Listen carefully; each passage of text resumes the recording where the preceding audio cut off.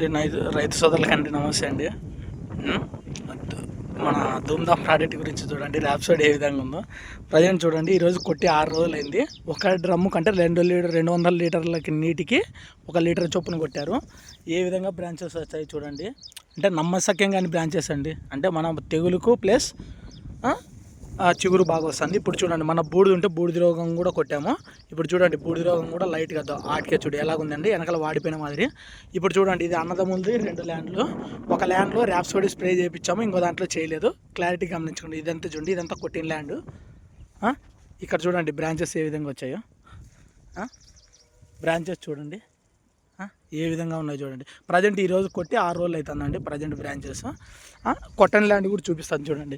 ఇది ఒక అన్నది, ఇంకొక కొట్టన్ ల్యాండ్ కూడా వెళ్దాము. ఇప్పుడు ఆల్రెడీ ఇది కోతలు 20 పైన అయిపోయినాయండి. ఆల్రెడీ అన్ని కోతలు కంప్లీట్ అయినాయి.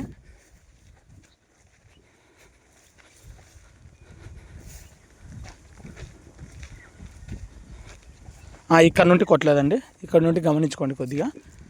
ప్రజెంట్ చూడండి, దీంట్లో స్ప్రే చేసి 1 వారం అయింది. దీంట్లో చిగురు చూడండి ఏ విధంగా ఉందో. దీంట్లో చూడండి, దీనికి ప్రజెంట్ అయితే స్ప్రే చేయలేదు.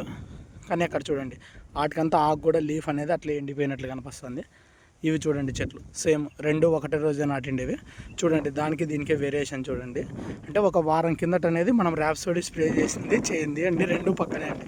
ఇంతకంటే తేడా అనేది ఏ రైతుకు మనం చెప్పలేమండి. ప్రతి ఒక్కరు గమనించుకోండి.